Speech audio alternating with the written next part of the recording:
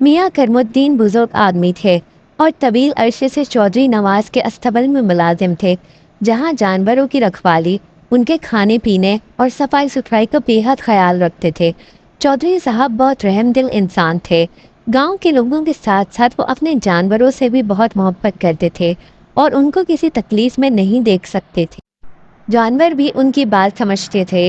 एक दिन करमुद्दीन ने आकर चौधरी साहब को बताया कि उनकी पसंदीदा गाय बूढ़ी चारा नहीं खा रही है। चौधरी साहब तड़प कर उठे और हुक्म दिया कि जाकर हकीम साहब को ले आए।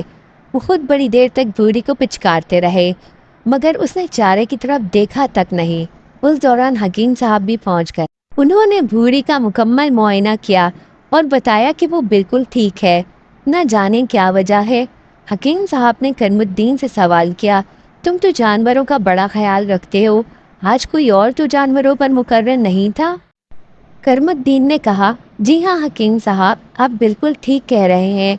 आज मुझे जानवरों का चारा लेने मंडी जाना था।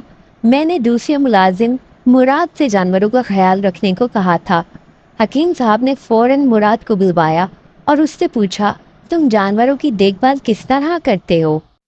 बूढ़ी चारा नहीं खा रही है, तुमने बूढ़ी के साथ कोई मारपीट तो नहीं की? मुराद बेवकूफ़ों की तरह मुंह खोले सवाल समझने की कोशिश कर रहा था कि चौधरी साहब की गजबनाक आंखें देखकर उसकी समझ में हकीम साहब का सवाल आ गया।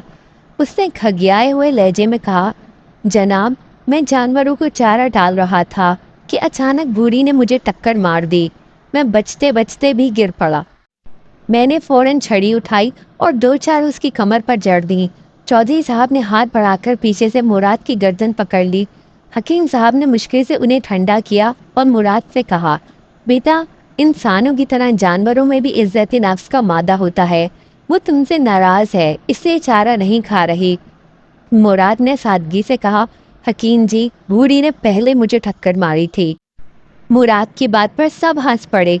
हकीम साहब ने मुस्कुराते हुए कहा, बेवकूफ़ इंसान, जानवर चूंकि बेज़बान होते हैं, वो खुशी या प्यार में टक्कर मारते या लिपटते हैं।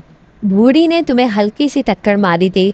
खुद अगर ये गुस्से में होती तो ऐसी भरपूर टक्कर मारती कि तुम उठ भी नहीं सकते थे।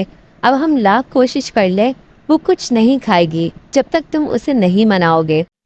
मुराद बेहद शर्मिंदा था। उसने चौधरी साहब से माजरत की और बूढ़ी को प्यार करने लगा। बूढ़ी ने अचानक गर्दन घुमाई। मुराद उछलकर पीछे हट गया। सब हंस पड़े और बूढ़ी ने चारा खाना शुरू कर दिया।